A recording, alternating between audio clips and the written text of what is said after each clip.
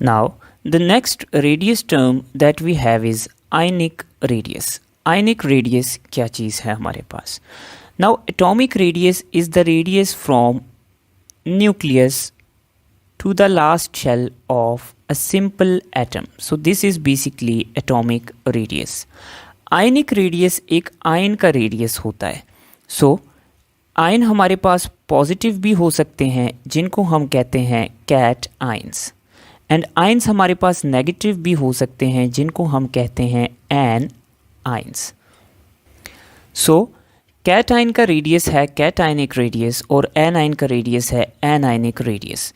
इसको समझने के लिए हम वो एलिमेंट्स लेते हैं जो कैट आयन बनाता है लाइक सोडियम, और हम वो एलिमेंट लेते हैं जो एन आयन बनाता है like chlorine. Now normal sodium के एटम के अगर मैं रेडियस की बात करूं तो सोडियम के एक नॉर्मल एटम का जो रेडियस है that is equal to 186 picometre. Now let's see कि जब सोडियम पॉजिटिव आयन बनाता है तो what happens. Now neutral sodium atom में हमारे पास 11 प्रोटॉन्स हैं और 11 इलेक्ट्रॉन्स हैं. सो पुल हमारे पास जो है वो नॉर्मल है, लेकिन जब सोडियम पॉजिटिव हो जाता है तो अब हमारे पास 11 प्रोटॉन्स हैं, लेकिन हमारे पास इलेक्ट्रॉन्स का नंबर एक कम हो जाता है, 10 इलेक्ट्रॉन्स हमारे पास मौजूद हैं. तो अब इस सिचुएशन में पॉजिटिव चार्ज इज़ डोमिनेंट. तो पॉजिटिव चार्ज डोमिनेंट होने की वजह से न्यूक्लियस का जो लास्ट शेल के इलेक्ट्रॉन्स पे पुल है वो स्ट्रॉन्ग या इंक्रीज़ हो जाता है. इस वजह से सोडियम के पॉजिटिव आयन का रेडियस जो है वो न्यूट्रल सोडियम एटम से छोटा हो जाता है एंड इट बिकम्स 96 पिकोमीटर्स.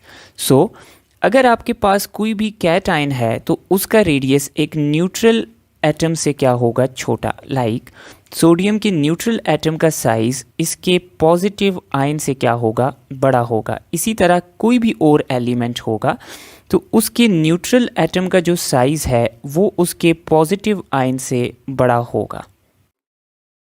अगर पॉजिटिव चार्ज का मैग्नीट्यूड बड़ा हो जाए, लाइक अगर हम कंपेयर करें मैग्नीशियम और मैग्नीशियम के 2 पॉजिटिव आयन को, तो पॉजिटिव चार्ज जैसे जैसे इंक्रीज़ होता जाएगा तो आपके पास एक आयन का रेडियस उसकी न्यूट्रल एटम के मुकाबले में मज़ीद ज़्यादा डिक्रीज़ होता जाएगा. So the size of cation decreases with increasing positive charge. Now let's move towards anions. तो एनाइन समझने के लिए हम क्लोरीन का एक नॉर्मल एटम लेते हैं जिसमें हमारे पास 17 प्रोटॉन्स हैं एंड 17 इलेक्ट्रॉन्स हैं. तो 17 प्रोटॉन्स और 17 इलेक्ट्रॉन्स के साथ क्लोरीन का जो हमारे पास रेडियस है that is equal to 99 picometre. तो क्लोरीन की न्यूट्रल एटम का साइज़ है 99 पिकोमीटर. नाउ अगर हम इसको कन्वर्ट कर दें एक एनाइन में, like we convert it into Cl negative. तो अब Cl नेगेटिव होने की वजह से प्रोटॉन्स का नंबर तो सेम रहेगा, लेकिन एक इलेक्ट्रॉन ऐड हो जाएगा क्लोरीन में, तो इलेक्ट्रॉन्स का नंबर क्या हो जाएगा, इंक्रीज़ हो जाएगा. अब इलेक्ट्रॉन्स का नंबर इंक्रीज़ होने की वजह से क्लोरीन के जो लास्ट शेल है उसमें एक इलेक्ट्रॉन मज़ीद ऐड हो चुका है. तो इस एडिशन की वजह से लास्ट शेल के इलेक्ट्रॉन्स एक दूसरे को रिपेल करेंगे और एक दूसरे से दूर चले जाएंगे. तो इस दूर जाने की वजह से हमारे पास लास्ट शेल का साइज़ इंक्रीज़ होगा और ओवरऑल नेगेटिव आयन का साइज़ इंक्रीज़ हो जाएगा. सो क्लोरीन के न्यूट्रल एटम का साइज़ है 99 पिकोमीटर्स और इसके नेगेटिव आयन का साइज़ है 181 पिकोमीटर्स. सो इट मीन्स कि हमारे पास नेगेटिव आयन का जो साइज़ है वो न्यूट्रल एटम से बड़ा होता है, बिकॉज नेगेटिव आयन में इलेक्ट्रॉन्स का नंबर ज़्यादा होता है and they repel each other, जिसकी वजह से हमारे पास शेल का साइज़ इंक्रीज़ हो जाता है और ओवरऑल नेगेटिव आयन का साइज़ इंक्रीज़ हो जाता है. अगर हम नेगेटिव आयन के मैग्नीट्यूड की बात करें, लाइक अगर हम क्लोरीन की बजाय सल्फ़र को लेते हैं तो सल्फ़र फॉर्म्स 2- आयन. तो जितना बड़ा नेगेटिव चार्ज होगा साइज़ उतना क्या होगा, ज़्यादा होगा. So talking about ionic radius, आपके पास एक कैटाइन का जो साइज़ है it is smaller than the neutral atom and anion का size is larger than the neutral atom. अब जितना बड़ा पॉजिटिव चार्ज होगा उतना साइज़ क्या होगा, डिक्रीज़, और जितना बड़ा नेगेटिव चार्ज होगा उतना साइज़ क्या होगा, increase. So now let's move towards the trend of ionic radius. Ionic radius समझने से पहले हमें ये पता होना चाहिए कि कौन सा ग्रुप कौन से चार्ज वाला आयन बनाता है। सो कीप इन माइंड कि ग्रुप 4 के एलिमेंट्स और ग्रुप 8 के एलिमेंट्स यूजुअली आयन्स नहीं बनाते। ग्रुप 4 के एलिमेंट्स जो लास्ट 2 एलिमेंट्स हैं they form ions, but normal elements ions नहीं बनाते।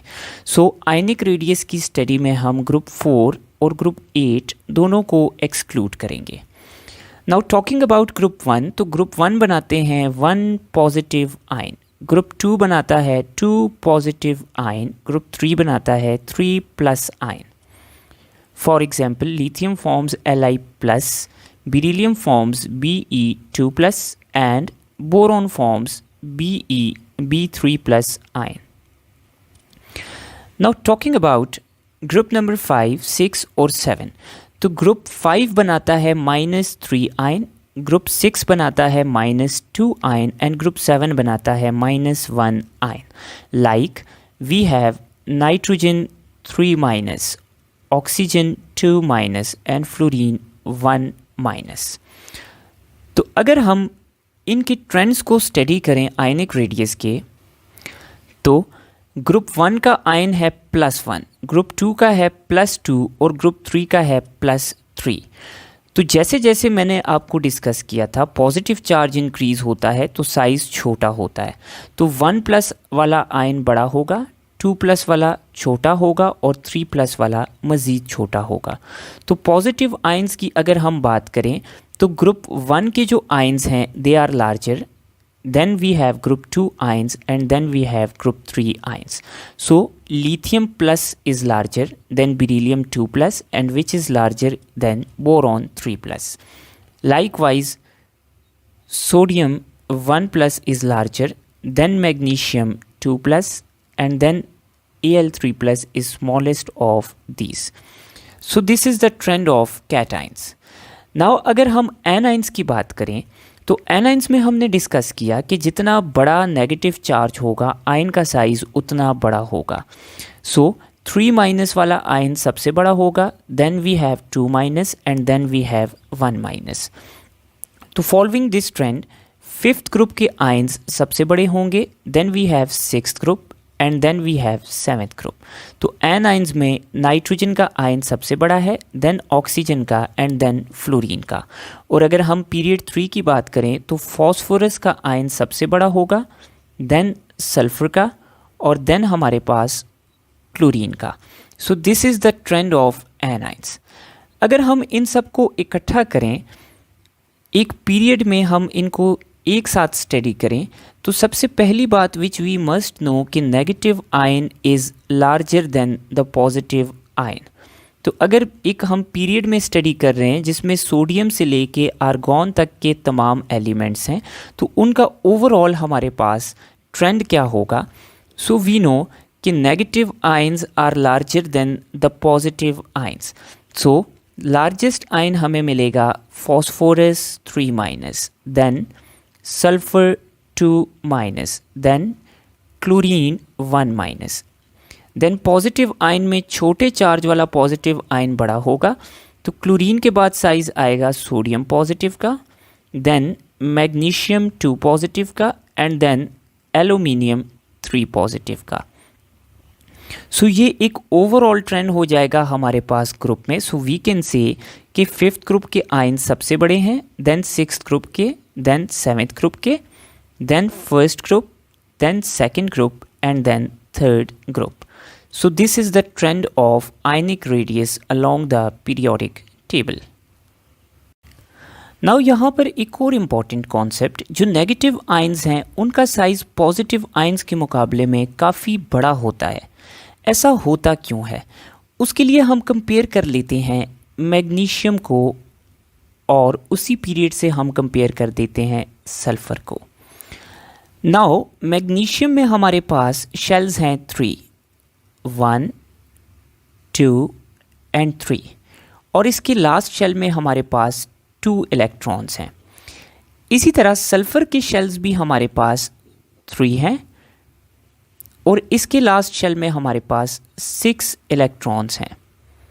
नाउ न्यूट्रल एटम की बात की जाए तो न्यूट्रल एटम में मैग्नीशियम का साइज़ सल्फ़र से बड़ा है, बिकॉज मैग्नीशियम पहले आता है सल्फ़र बाद में, तो along the period size decrease होता है।